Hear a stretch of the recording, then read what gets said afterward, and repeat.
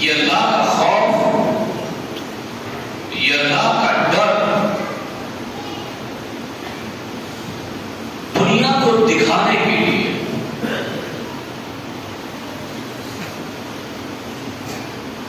شریعت کی باتیں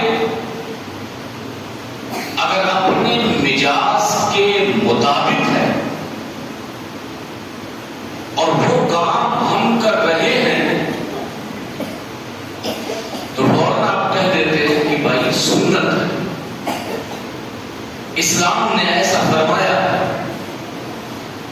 لیکن وہ کام جو آپ کو پسند نہیں ہے،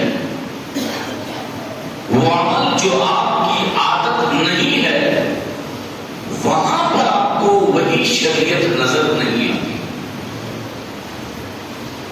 میں مثال سے سمجھاؤں، میں آپ سے کہوں یا پوچھوں ان میں سے کوئی ایسا ہے جو شراب پیتا ہے؟ جواب دیجیے، کوئی نہیں تو بولیے، شراب پیتے ہیں آپ لوگ؟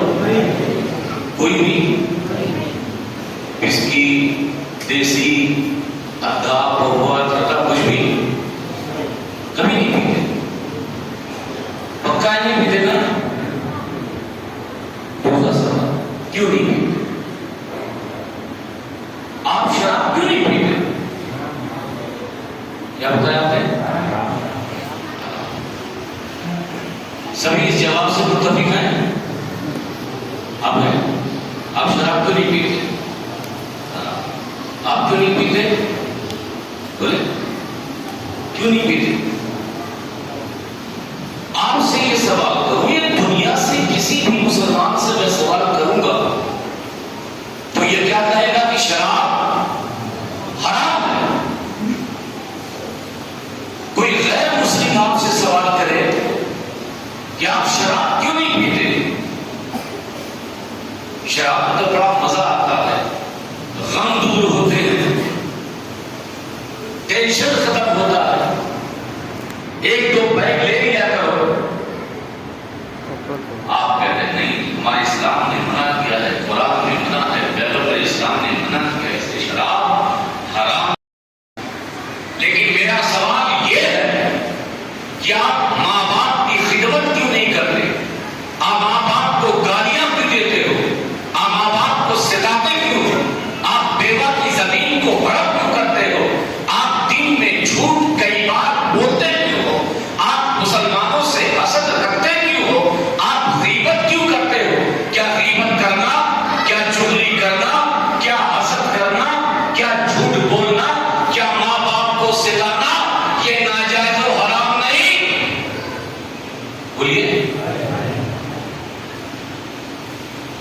تو اگر آپ اللہ کے خوف سے، اللہ کے حکم سے عمل پیرا ہو کر کے آپ نے شراب چھوڑی تھی تو وہی رب کا حکم ہے کہ جھوٹ مومن نہیں بولتا، جھوٹ ناجائز و حرام، چغلی ناجائز و حرام، ماں باپ کو ستانے والا گناہ کبیرہ کا مرتکب ہے۔ تو یہاں پہ ہمیں شریعت نظر کیوں نہیں آتی؟ اللہ کا حکم نظر کیوں نہیں آتا؟ رسول اللہ کا فرمان نظر کیوں نہیں آتا؟ اسی چیز کو سمجھانا چاہیے۔ آپ جھوٹ بولتے ہیں، یہ بات غلط ہے کہ آپ شراب اس لیے نہیں پیتے کہ حرام ہے، غلط ہے۔ اگر یہ بات ہوتی تو آپ جھوٹ بھی نہیں بولتے، آپ چغلی بھی نہیں کرتے، آپ کا کوئی عمل غیر شرعی نہیں ہوتا، آپ کا کوئی کام اللہ اس کے رسول کے ناراضگی کا سبب نہیں ہوتا جو آپ کرتے۔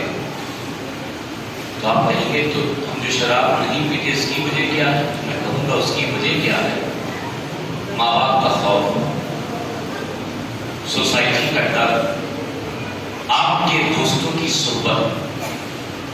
آپ اچھی صحبت میں ہیں، آپ کے دوست یار اچھے ہیں، شراب پیئیں گے ابا کیا کہیں گے، شراب پی کر آئیں گے بیوی کیا بولے گی، شراب پی کے آئیں گے چاچا کیا کہیں گے، شراب پی کر آئیں گے بڑے بھیا گھر سے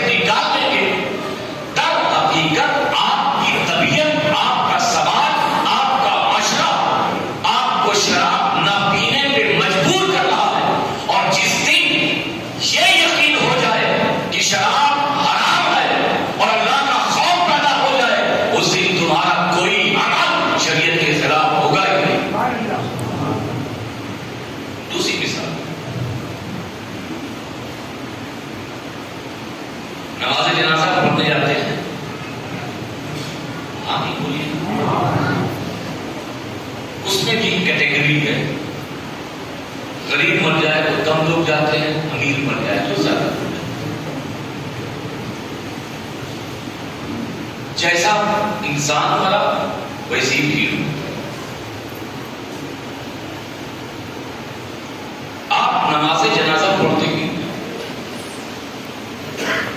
تو آپ کا جواب یہ ہوگا کہ یہ بخشش کی دعا ہے، فرض کفایہ ہے. میت کے لیے اس کی بخشش کا ایک ذریعہ ہے کہ ہم میت کو سامنے رکھ کر نماز جنازہ پڑھیں تاکہ اس کی بخشش ہو جائے اور فرض کفایہ ہے.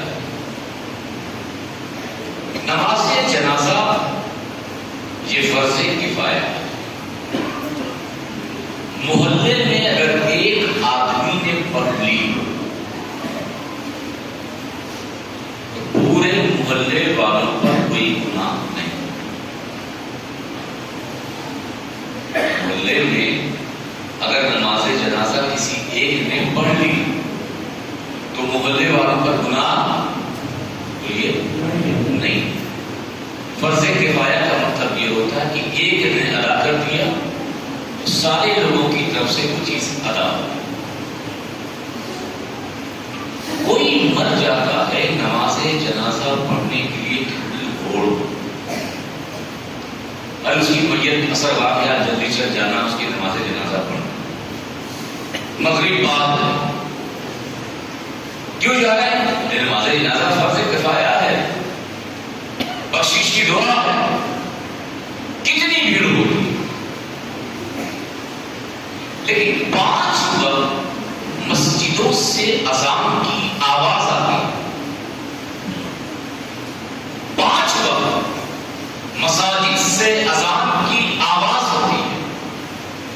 وہ نماز جو نماز جنازہ ہے، ایک پڑھ لے کسی پر کوئی گناہ نہیں. اور یہ جو نماز ہے یہ فرض ہے، ہر عاقل بالغ مسلمان پر ادا کرنا ضروری ہے. لیکن مجھے بتائیے کہ جتنی بھیڑ نماز جنازہ میں ہوتی ہے، کیا اتنی بھیڑ ہماری مسجدوں میں ہوتی ہے؟ ہاں نہیں بتائیے. اب اگر آپ کہیں کیونکہ نماز جنازہ میں جانے کا حکم ہے اس لیے آپ گئے، آپ جھوٹ بول رہے ہیں.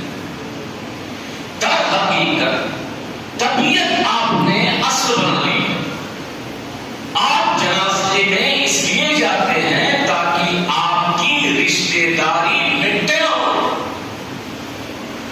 کوئی شکایت نہ کرے کہ فلاں میرے باپ کے جنازے میں نہیں آیا، چلو اس کو منہ دکھا دیں، چلو اس کے جنازے میں شریک ہو جائیں تاکہ میرے گھر میں بھی ایسا کوئی حادثہ ہو تو یہ تعلق آنا جانا بنا رہے.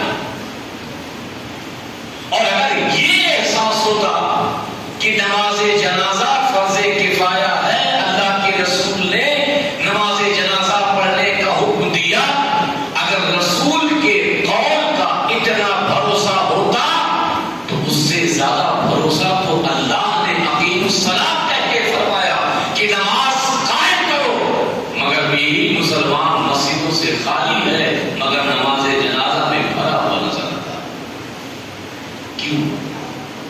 کیونکہ ہم نے اپنی طبیعت کو آگے رکھا ہے، شریعت کو پیچھے رکھا ہے. جو چیز ہمارے موافق ہوتی ہے اور شریعت بھی وہی کہتی ہے تو فوراً اللہ اس کے رسول سے جوڑ دیتے ہیں. اور جو چیز ہماری طبیعت کے خلاف ہوتی ہے اس وقت ہمیں شریعت اور اس وقت ہمیں اللہ اور اس کا رسول نظر. جبکہ قرآن کہتا کہ اللہ کا خوف، اللہ تو تمہارے ساتھ ہمیشہ ہے اور اس قدر رب تمہارے قریب ہے. نحن اقرب الیہ بالحبل الورید، کہ انسان ہم تیری شہ رگ سے زیادہ قریب ہے. اب اس قریب ہونے کا فائدہ اور نقصان ہوگا.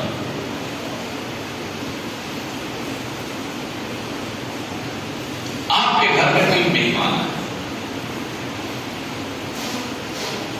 تھکا ہوا ہارا، سفر کی تھکان ہے، سویا نہیں ہے، اسے آرام چاہیے، نیند چاہیے، سکون چاہیے. آپ نے کہا کھانا کھانے کا، نہیں بھائی کھانا بعد میں کھاؤں گا، پہلے بستر لگا دو سو جاؤں. آپ نے بستر لگا دیا، اے سی چالو کر دی، پنکھا چالو کر دیا، اس کو سلا دیا. مگر جاتے جاتے آپ نے ایک بات کہی، کہا کہ یہ جو سوراخ دیکھ رہے ہو نا، ہاں تھوڑا بچ کے سونا، کبھی کبھی یہاں سے کالا والا سانپ آ جاتا ہے، پٹارا آ جاتا ہے، ناگن آ جاتی ہے. کئی بار آ چکا اور ہمارے گھر میں یہ آتا ہی رہتا ہے. آپ اگر کہیں مہمان بن کر جائیں، ایمانداری سے بتائیے اور کہہ دیں کہ یہاں سے سانپ آئے گا، زہریلا سانپ آئے گا، تھوڑا سوراخ پہ نگاہ رکھنا، باقی آرام سے سونا، نیند آئے گی؟ بولیے کیوں نہیں آئے؟ کیا سانپ آ رہا ہے؟ آ بھی سکتا ہے، نہیں بھی آ سکتا. سانپ کے آنے کا شک ہے، مگر سانپ کے آنے کے شک نے تمہاری نیند اڑا دی. ایک مثال، دوسری مثال، اب ہمارے گاؤں میں ٹریفک کا تو اتنا خیال نہیں کیا جاتا. ہاں اگر ٹریفک جو خبردار ہوتے ہیں، پولیس والے ہوتے ہیں، تو ہماری عادت کیا ہوتی ہے؟ ریڈ لائٹ اگر ہے تو ریڈ لائٹ نہیں دیکھتے، ٹریفک والا ہے یا نہیں، دائیں دیکھتے ہیں، بائیں دیکھتے ہیں، کھڑا نہیں ہے، نکال لے جاؤ. تین اگر ہونڈا پہ بیٹھے ہیں، ٹریفک والا ہے تو ایک اتار دیں گے، پارک کر جائیں گے، اس کے بعد پھر اس کو بٹھا لیں گے. اور اگر ٹریفک والا نہیں ہے تو بھی پارک. ہمارے یہاں رولس اور قانون بنائے جاتے ہیں، مگر اگر اس پر کوئی دیکھنے والا ہے تب اس پر عمل ہوتا ہے. حوالدار کھڑا ہے، اب آپ ریڈ لائٹ پار نہیں کریں. کرتا کیا ہو؟ چالان کرتا، 100 روپیہ لیتا، 500 روپیہ لیتا، یہی تو کرتا تھا. اس سے زیادہ کچھ نہیں کر سکتا تھا. مگر ایک ٹریفک والے کا اتنا خوف، اتنا خوف کہ ریڈ لائٹ آپ پار نہیں کرتے، اتنا خوف کہ آپ ٹریفک کے قانون کے خلاف اس کے سامنے کوئی کام نہیں کرتے. بلا تمثیل و تشبیہ، جس طرح سانپ کے آنے کا ڈاؤٹ تھا، مگر سانپ آ بھی سکتا، نہیں بھی آ سکتا. راتوں کی نیند کو، تھکان کو، سفر کی نیند کو اس مسافر کی اڑا دیا. اور جس رب کے ہونے کا یقین ہو، اللہ کے خوف کی بات ہوتی ہے. اگر بندے کو اللہ کا خوف اتنا ہی پیدا ہو جائے تو دنیا کے سارے غلط کام وہ بندہ فوراً چھوڑ دے گا. اور جس طریقے سے ٹریفک پولیس والا دیکھ رہا ہے، تم خلاف قانون کام کرنے کے لیے تیار نہیں، ارے اتنا ہی تم یقین کر لو کہ حوالدار دیکھ رہا ہے تو ہم اس ریڈ لائٹ کو پار نہیں کریں گے. ادھر تو خدا دیکھ رہا ہے، تو غلط کام کے لیے تمہارے قدم آگے کیوں بڑھ رہے ہیں؟ یہ حوالدار اگر دیکھے تو 100 روپیہ جرمانہ لے، مگر وہ جو دیکھ رہا ہے بات 100 روپے جرمانے کی نہیں ہے، بلکہ بات تو یہ ہے کہ دنیا میں بھی اگر اس کا اطاعت مومن بندے پہ آ گیا تو اس کی دنیا بھی برباد ہے اور اس کی آخرت بھی برباد ہے.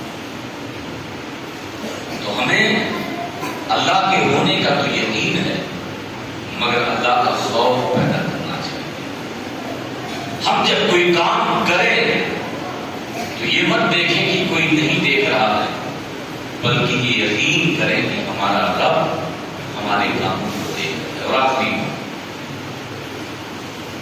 اس سے ایک فائدہ اور ہے، مثال کے طور پہ آپ کے گھر میں چوری ہو جائے، ڈاکو آ جائے،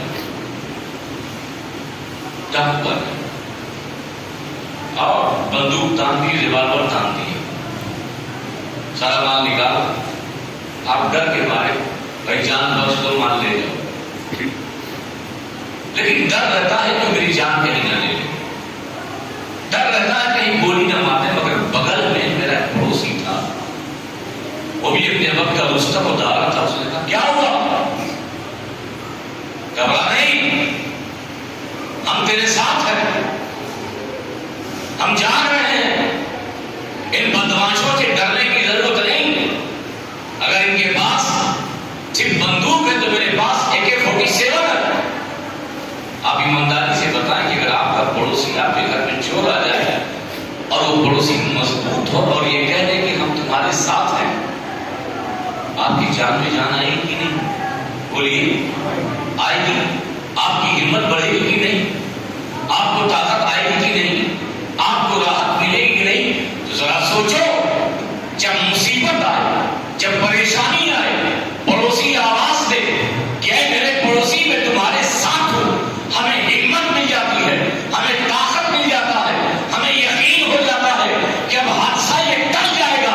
اور وہ رب تو قرآن میں بندوں کو بار بار کہہ رہا ہے کہ هو معکم اینما کنتم، اے بندے ہماری ساتھ سے ڈرتے کیوں ہو، پریشانیوں میں الجھے کیوں ہو، غم میں ڈوبے ہوئے کیوں ہو؟ تمہارا پروردگار، تمہارا رب، تمہارا خالق، اس کا فضل تمہارے ساتھ ہے، اس کی رحمت تمہارے ساتھ ہے، اس کا کرم تمہارے ساتھ ہے۔ تو جب جب فضل خداوندی تمہیں بار بار یہ اعلان کر رہی ہے کہ خدا کا فضل تمہارے ساتھ، خدا کا رحم تمہارے ساتھ، خدا کا کرم تمہارے ساتھ، تو ہر بندے کو اطمینان ہونا چاہیے کہ دنیا کیا بگاڑے گی، یہ کیا بگاڑے گی جب خدا ہمارے ساتھ۔ مجاہد دورہ سید مظفر حسین کی چھوٹی کے شعر مجھے یاد آ گیا، جو خلاف ہے زمانہ میرا کیا بگاڑ لے گا، کیا بگاڑ لے گا، میرے ساتھ ہے محمد، میرے ساتھ ہے خدائی۔ یہی یقین ہر مومن کو حاصل ہونا چاہیے۔ اگر یہ یقین ہے تو دنیا کی بڑی بڑی طاقتیں نہ تمہیں زیر کر سکتی ہیں، نہ تمہیں پریشان کر سکتی ہیں، نہ تمہیں ہلاک کر سکتی ہیں، مگر افسوس یہی ہے کہ آج یہی دولت مسلمانوں سے گم ہوئی ہے، آج یہی سرمایہ مسلمانوں نے کھو دیا۔ جس رب پر اسے بھروسہ ہونا چاہیے تھا، اس رب پر آج مسلمانوں کا وہ کامل بھروسہ نہیں ہے۔ جس دن اس نے وہ کامل بھروسہ، کامل اعتماد، توکل حاصل کر لیا اور خدا کے ہونے کا یقین کر لیا اور خدا ہمارے ساتھ ہے یہ سوچ لیا، نہ اس کے قدم بہہ سکتے ہیں، نہ اس کا کام غلط ہو سکتا ہے، اور نہ ہی کوئی اسے پریشان کر سکتا ہے۔ بس اللہ ہی فرماتا ہے وَأَمَاكُمْ أَيْنَمَا كُنْتُمْ وَاللَّهُ بَصِيرٌ بِمَا تَعْمَلُونَ، کہ اللہ تمہارے ساتھ ہے، جہاں بھی تم رہو، کہیں بھی رہو، وہ تمہارے ساتھ ہے، ہر عمل کو تمہارے کو دیکھ رہا ہے، چاہے تنہا کرو، چاہے دوستوں میں کرو، چاہے بازار میں کرو، یاد رکھو ہمیشہ رب تمہارے ساتھ رہتا ہے۔ جس طریقے سے تم اپنے رب کو یاد کرو گے، وہ رب تمہارے ساتھ اپنا فضل اور اپنی رحمت کی چادر تم پر عام کرے گا۔ وما علینا الا البلاغ۔ السلام علیکم۔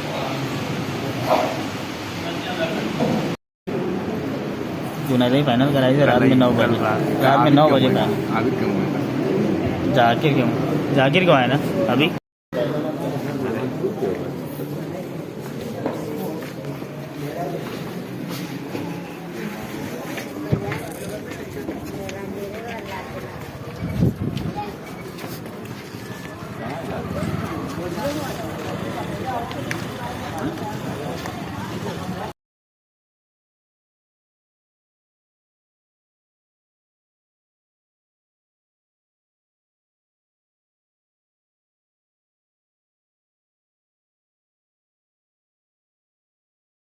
वही है ना